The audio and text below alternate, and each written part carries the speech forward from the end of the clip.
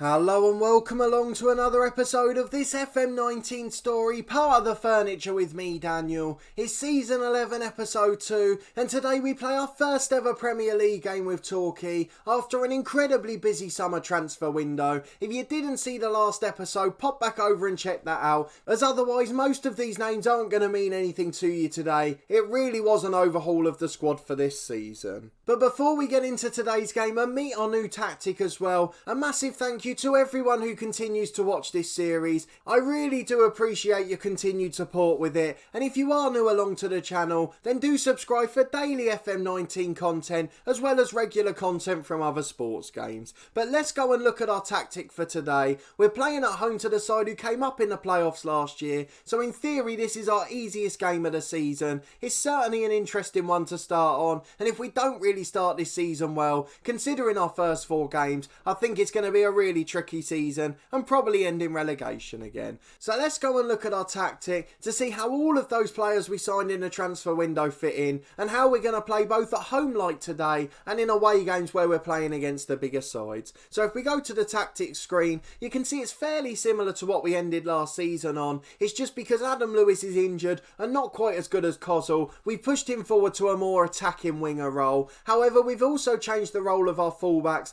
They're going to be wing backs on automatic, just because it gives them the option to push forward at home, and then when we're away from home and playing cautiously, they'll hopefully sit back a bit more too. We've still got our 2 centre halves protected by our anchor man Foster, but obviously it's an entirely new back 5 with a new goalkeeper and a new back 4 hoping to do well for us this year. In fact, there's 7 debutants in today's lineup as well as a few others on the bench, so it could be a really interesting day for us, and it could go completely wrong if these lads haven't quite gelled together yet. But in terms of our mentality, we're going to stick with positive just for today because we're against Blackburn, although normally we would drop to standard. I think you can see from how we line up today just where our weaknesses are for the winter window. We've got to get in a new holding midfielder, something we're looking to do already, and then we've got to get in a right winger as well, as Nico Williams just isn't going to cut it. But aside from that, it's not a bad squad. We mentioned in the last episode that Lonergan Irwin at left back, although a good player, will be replaced in January, as we do have a replacement lined up who'll cost around £4 or £5 million. Of course that value could go up by then, but we will have to think about which 1 or 2 we want to sell in the January window, as well as the likes of Shalabar who could be leaving now. But certainly an interesting season ahead. The idea is away from home, we'll drop both of these 2 players, Kozul and Allingham, and it'll be replaced with Lewis and then our young Italian midfielder Bergamini, and they'll play as a flat midfield 4, leaving just Rutherford on his own up front. So away from home or against the big sides, we're really going to be quite cautious, but when we're at home against sides like this, we do feel like we've got a squad that can compete. Particularly now in defensive areas where we've got a bit of pace and physicality, we should be able to cope with the breaks, but I'm sure we'll find out as we get into their games. So let me know your thoughts on the tactics as we move on to our match preview for today. Do you think it's going to be successful? And as always, let me know where you think we're going to finish and see how many of you are right come the end of the season. Is anyone bold enough to predict us to stay up? Because if so, you'd certainly be making a bolder prediction than the media, who have predicted us and Sheffield United to be joint bottom, and interestingly Blackburn 15th despite only coming up in the playoffs. To put into perspective our transfer window, where we were delighted about spending £50 million in total, let's go and have a look at the biggest transfers this summer, £103 million, and there's lots of clubs spending big money as well. Even Blackburn spent £42 million, that on another legend from our head coach series, Billy Gilmore, the central midfielder from Brighton. So there's certainly some clubs spending big money, and I can now see why Blackburn are expected to stay up, and I'm starting to think if I should revise my mentality for today, can we really be positive against a side with that money? Although having said that, there's no more big signings down there from them. The next one down's £15 million, and that's Dale Fry, an experienced centre half, but they are still a significantly better side than us and have a much bigger wage bill as well. I'm not quite sure what would happen to that screen there, but let's go and get into the first game. Blackburn are slight favourites. We're both missing a couple of players, so Vincenzo Montella will be hoping for the same as me, a promising start to the Premier League season. We've got a sold out Torquay Stadium of nearly 15 15,000 seats. And for those of you who didn't stay on till the end of the last episode, I'll quickly show you again that the board have agreed to expand our stadium at the end of this year. I presume staying up will be crucial to securing the finances for that.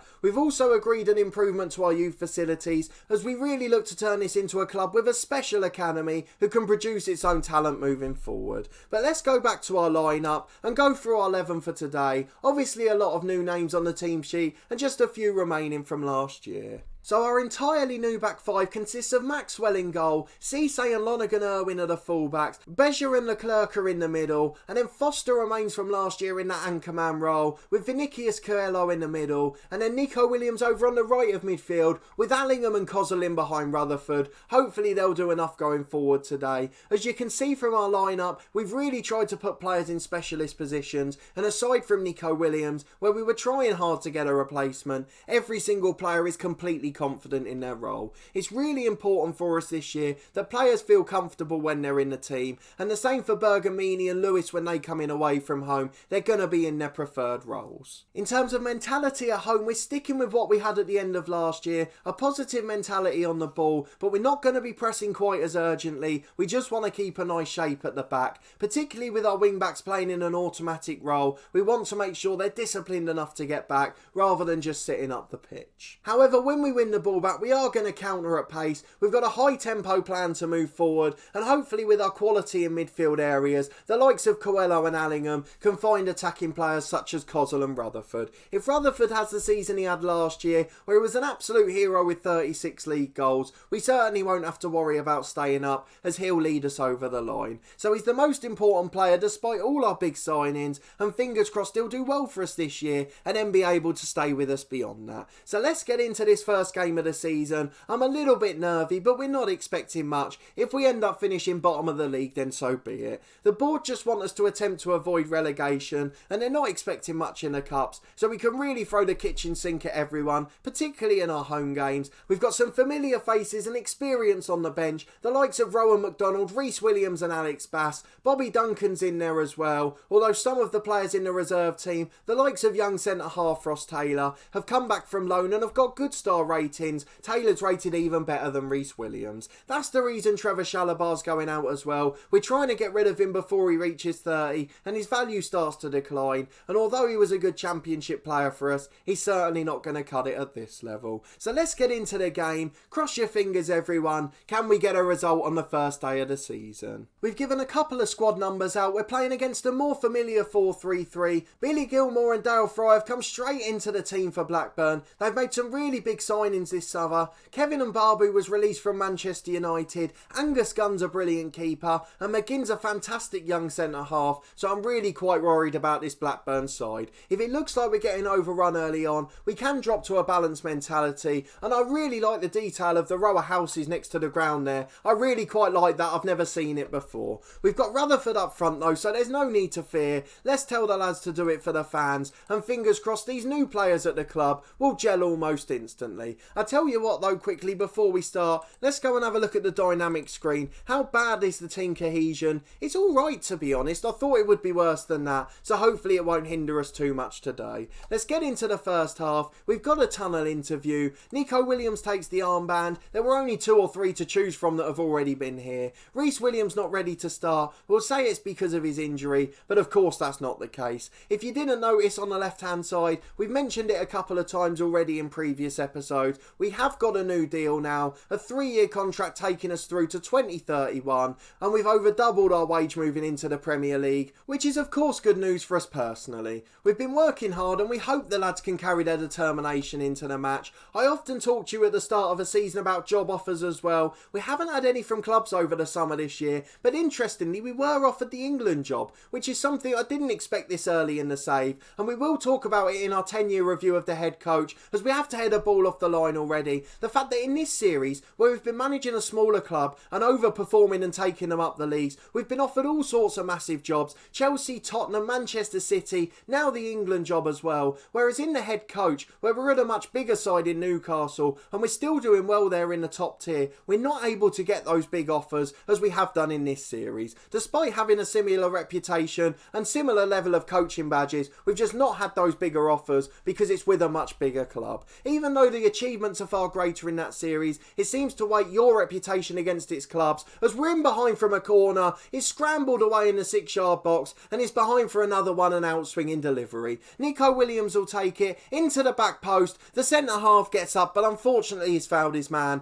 and with 15 minutes gone, there's not been too many good chances, but a few scrambles from set pieces, but it remains goalless. It's Blackburn out on the right with Illich. He's trying to deliver, but gives it away to Kozul. He wins it back, but the highlight ends, and unfortunately it remains 0-0. We've had the only shots on target of the match, but we haven't really looked like scoring. It's Vinicius in the middle. He finds Irwin. Now Vinicius again. The real star quality in midfield to Rutherford. Allingham shoots from the edge, and he didn't do too well for us last year, but he's still a young player, and this shape's a bit better for him, so hopefully he'll get on the score sheet before long. It's half an hour gone. We've looked the better side, but we still look a little bit worrying at the back. It's Bedger in the middle to Irwin. He finds Vinicius. Out to Irwin on the overlap again. Into Rutherford, and he picks up where he left off. The new left back with a fantastic low cross, and Rutherford scores his first Premier League goal for us. What a fantastic man. He scored 36 to get us up here, and now he scored the first goal at the Torquay Stadium in the Premier League.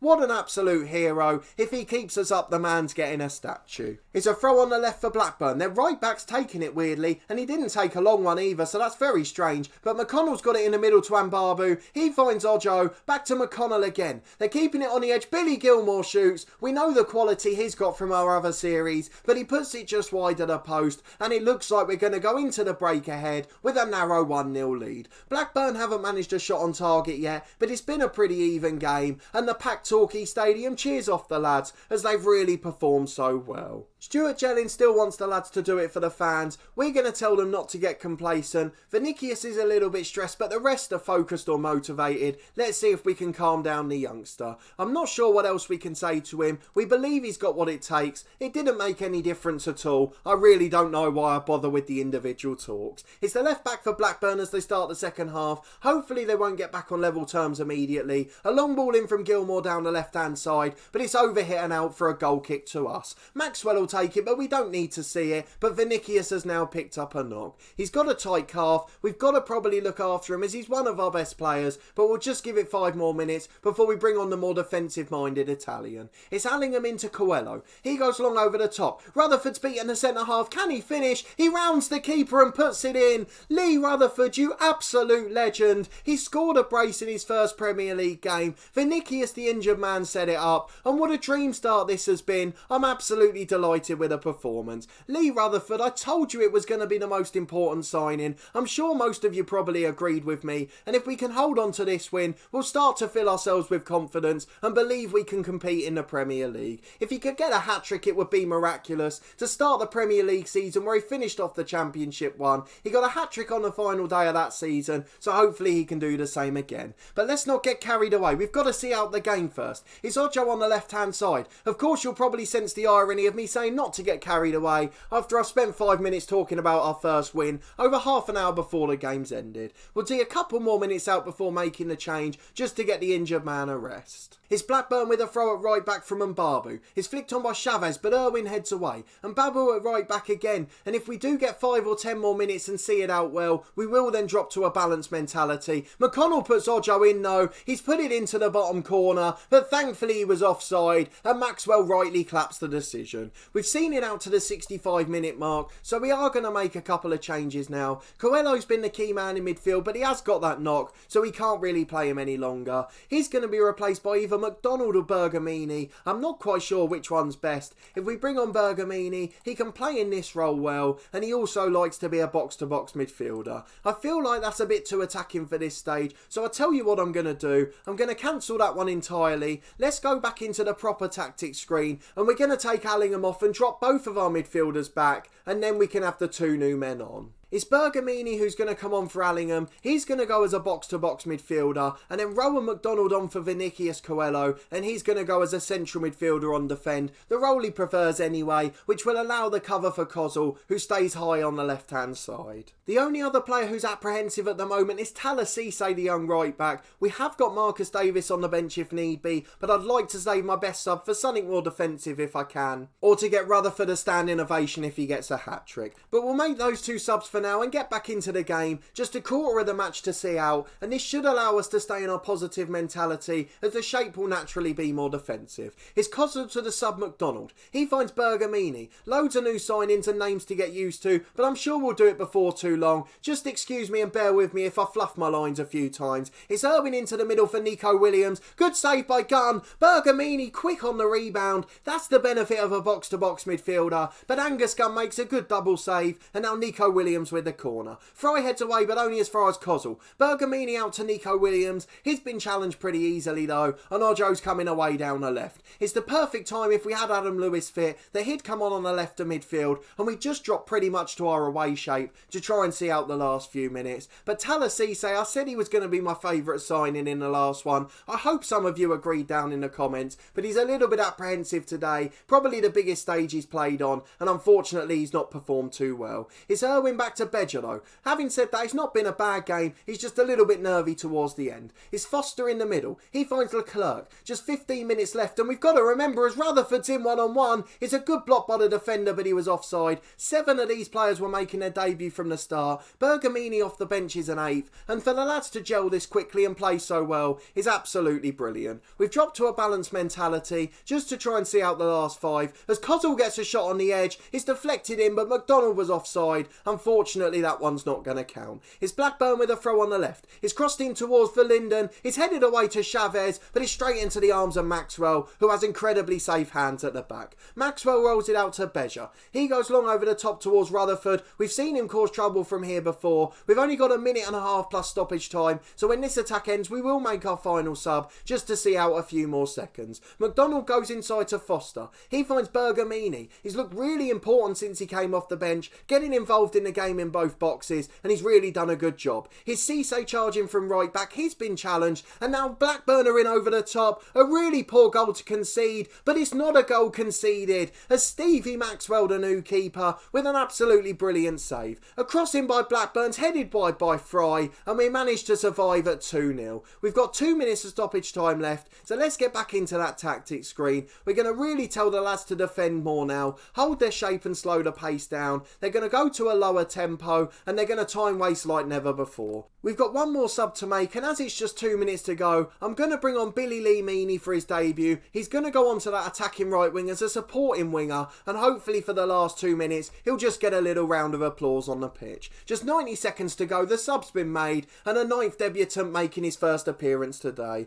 A brilliant first day in the Premier League, a wonderful victory, so many strong performances, and Lee Rutherford again the star of the show. He could even be the top scorer in this league this year. I know I'm getting ahead of myself, but if we can do well in these first 4 games, it'll really set the tone for a long old season where we could have otherwise struggled. And Babu gets to the ball on the right for Blackburn, but the full-time whistle goes. We nick it 2-0, Rutherford with a brace, so many good defensive performances, and we look solid at the back as well. I am absolutely delighted with that first game of the season, and Stuart Jelling rightly tells us to praise the boys. A good performance, a good result, and 3 points on the board. So again, the media are focusing on our defensive performance rather than Lee Rutherford, but that's a good thing given the last couple of years where we've really struggled at the back, and I think that's the main aim with this tactic, to make sure we're solid defensively. Both at home and away from home, we're going to concede goals against the big teams, but if we can win games like this one and keep clean sheets, we should do enough to stay up this year.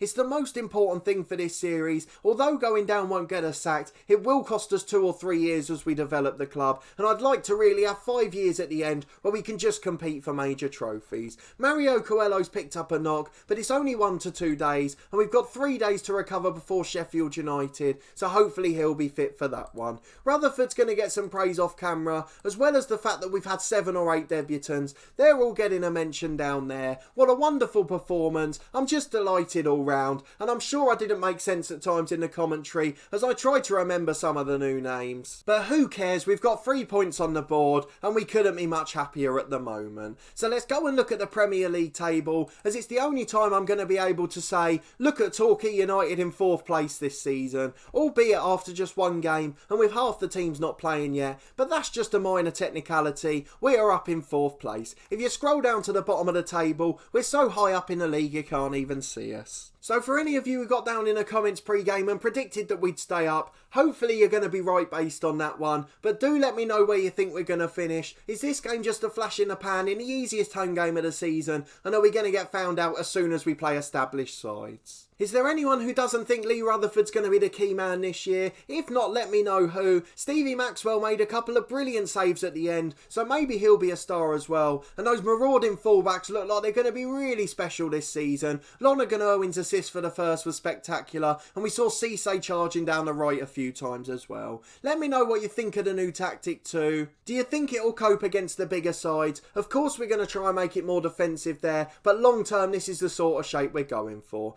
Let's go and look at the schedule to see when we'll next be back. We've got a few of those relegation clashes coming up now where we really should be getting points on the board, so we'll go off camera and see if we can do that, as well as playing our first Carabao Cup tie, and then we'll come back for one of those big games at the start of September. Probably Manchester City's the one. Because it's our first year in the Premier League, we may show 2 or 3 more episodes than normal, and you're likely going to see the games we lose on camera, as I can't resist showing you Torquay against the biggest sides. So Manchester City will definitely be the next one. The one after that will probably be either Liverpool or Spurs. And then after that we've either got United or Chelsea, as the big boys are all relatively well spread out this year. So plenty of action to come. Hopefully you'll stick along and see it with me as we look to try and avoid relegation from the Premier League. But if you did enjoy this episode, please put a thumbs up on the video. Let me know in the comments what you thought of that performance and whether you think we're going to stay up this year. And get your league position predictions in. Let's see how many of you are right come the end of the season. Let us know what you thought of the transfer window and tactic. I'm always interested to know your thoughts, and hopefully it'll be a successful season at Torquay. It will certainly be one hell of a journey. Subscribe to the channel for daily FM19 content from my 2 long-term stories. This one with Torquay United, and then our Journeyman series, The Head Coach. We've seen a couple of familiar names today. Billy Gilmore, of course, who's a star for us at Newcastle in that one. And Ezri Konsa, who's just left us here. He's a star player in that one too. There's also weekly content every Friday from my Snooker 19 career series, and then from the end of the month we'll have plenty of content from Cricket 19, the official game of the Ashes. I've really enjoyed previous editions of it, so hopefully this one will be just as good. We'll have a career series starting at the end of May, with lots of episodes through the first couple of weeks, and then weekly content from that point onwards. But a massive thanks for watching and continuing to support the series into another season. I really do appreciate it, and I hope to see you next time for a big Premier League test as we play one of the big boys.